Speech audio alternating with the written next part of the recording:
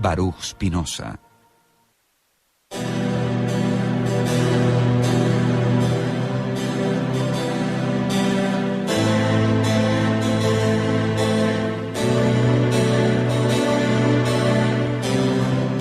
En 1673 se le ofreció una cátedra de filosofía en la Universidad de Heidelberg, pero la rehusó para mantener su independencia y aislamiento. Solo 2 obras fueron publicadas por Spinoza durante su vida: Los principios de la filosofía de Descartes y el Tratado Teológico Político, aparecido anónimamente en 1670. Poco después de su muerte, irían apareciendo sus otros escritos, y su obra más importante, La ética demostrada según el orden geométrico. Porque en realidad Spinoza escribió su obra principal siguiendo el método de Euclides.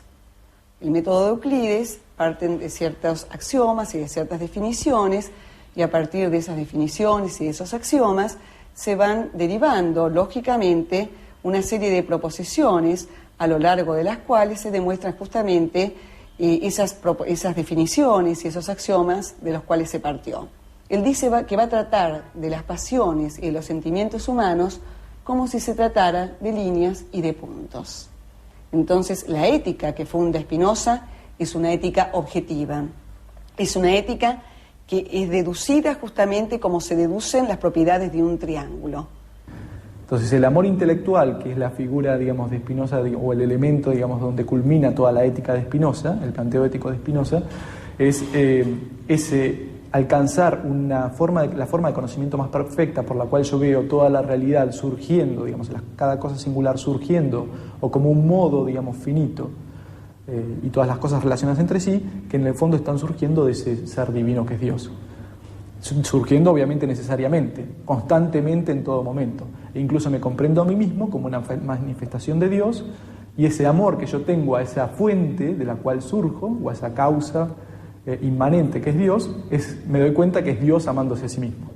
El problema no es Dios, sino el uso político-moral que se hace de Dios. Esto es un tema tal vez el más escandaloso, en donde a partir de ello él dice toda moral que construye qué es el bien y qué es el mal es un aparato de sometimiento y obediencia. De ahí que su libro principal, La ética, sea el texto más escandaloso, donde dice son las relaciones entre las cosas y entre los hombres las que establecen lo bueno y lo malo. No existe el bien y el mal, sino lo bueno y lo malo. ¿Qué es lo bueno? Aquello que, no siendo yo mismo, me afecta y me produce sentimientos de alegría.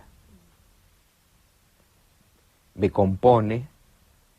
Aquella otra cosa que el término que utiliza son encuentros, que se generan encuentros y composiciones. Lo que genera desencuentros y descomposiciones en las afecciones entre los seres y las cosas son las pasiones tristes.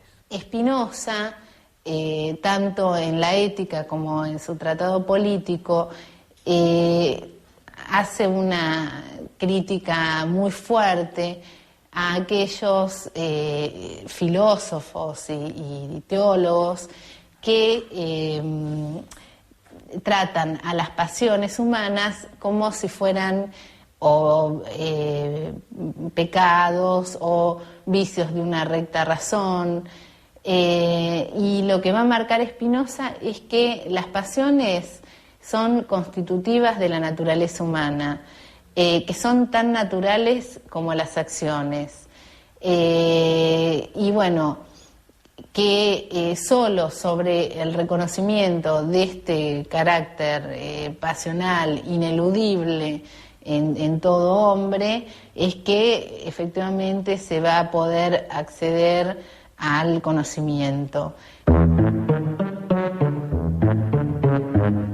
La filosofía de Spinoza parece priorizar el aspecto lógico, formal o arquitectónico del sistema, su orden geométrico. Sin embargo, le da gran importancia a aspectos tan poco formales como el cuerpo, las pasiones, los afectos y ese deseo o impulso que recibe el nombre de conato.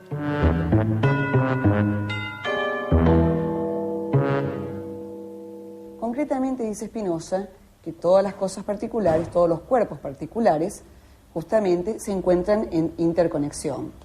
Cada cuerpo es una entidad autónoma, relativamente autónoma. ¿Por qué? Porque cada cuerpo está animado por lo que Spinoza llama el conato. El conato es una tendencia de la cosa a permanecer o a mantenerse en la existencia. De alguna manera, el conato es la esencia de toda cosa singular.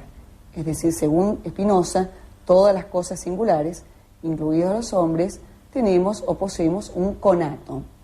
Este conato, que años después, por ejemplo, se llamaría instinto de vida, o incluso en Freud, libido, es decir, esto que nos lleva a permanecer en la existencia. El conatus, para definirlo con precisión, quiere decir que cada cosa, en cuanto puede, persevera en su ser.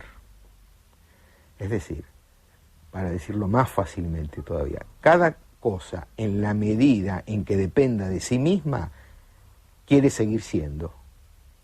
En la medida en que no haya circunstancias exteriores que le impidan ser, cada cosa persevera en ser. Los conatos también, además, se pueden unir entre sí para justamente constituir nuevos organismos o nuevas relaciones.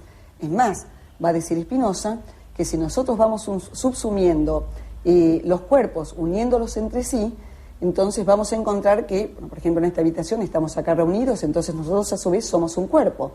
A su vez, dentro de esta ciudad conformamos una multitud de individuos, entre todos conformamos otro cuerpo.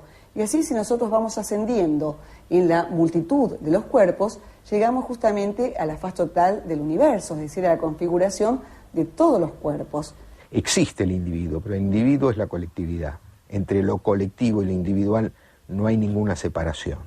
Entre lo político y lo social tampoco hay una separación. Lo político es una forma de desagregar lo social en donde unos hacen obedecer a los otros.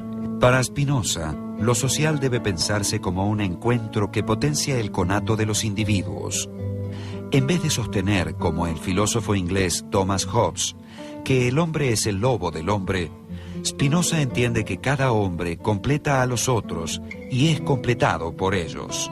Una comunidad es un individuo colectivo que potencia las posibilidades y los derechos de sus miembros. En Spinoza, a diferencia de las teorías contractualistas, en ningún momento hay contrato ni hay cesión del derecho natural. Él parte también de la idea de que en el estado de naturaleza el hombre cuenta con su derecho natural, pero justamente al estar enfrentado con los otros hombres, su cognatus está totalmente debilitado por una cuestión de utilidad y para poder perseverar en la existencia, el hombre, desde la teoría spinoziana, reconoce que lo más útil para un hombre es otro hombre. Y así es como se constituye un cuerpo político. El conato, el apetito y el deseo son tres nombres que tienen un único referente, es decir, los tres designan una única entidad. Ahora, ¿qué es este conato? Este conato o este deseo es justamente uno de los nombres que recibe la esencia de todo lo existente. Según Spinoza, nosotros somos conato, nosotros somos deseo.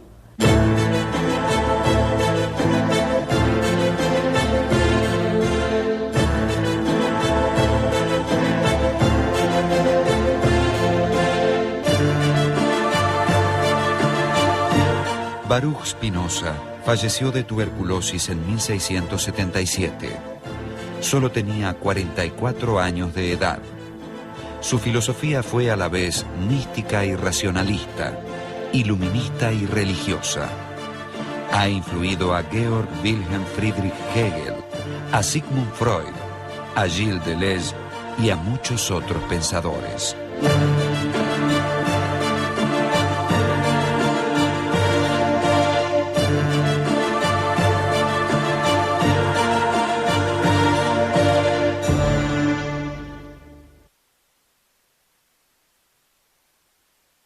Hay un antes y después de la lectura de Spinoza.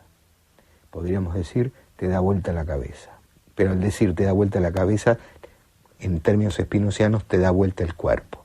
Nadie sabe lo que puede un cuerpo. La idea de pecado, la idea de culpa, la idea de mal, la idea de envidia, la idea de rencor, la idea de odio, es completamente expulsada de la concepción espinociana. Lo que hay es positividad, encuentros, composiciones, relaciones, vinculaciones limitadas, precarias, porque somos modos precarios de una totalidad. Si bien Spinoza era un filósofo del siglo XVII, su obra no deja de aportarnos una serie de caminos para interpretar la política, y bueno, para pensar la realidad. La filosofía tiene eso que de algún modo siempre nace en una época, en un contexto determinado, una situación política, económica determinada, desde la cual el filósofo habla.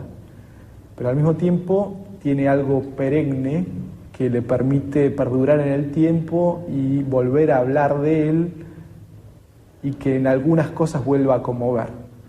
Las ideas que alguna vez algún filósofo planteó en algún momento de la historia de la filosofía, ¿no? Entonces Spinoza tiene eso.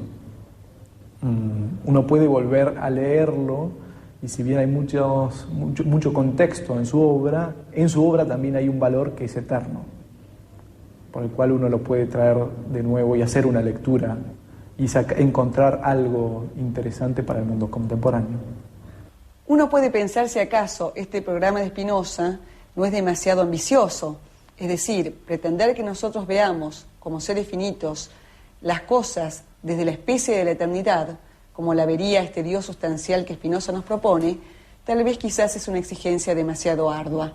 Sin embargo, el mismo Spinoza termina su ética con las siguientes palabras: todo lo excelso es tan difícil como raro.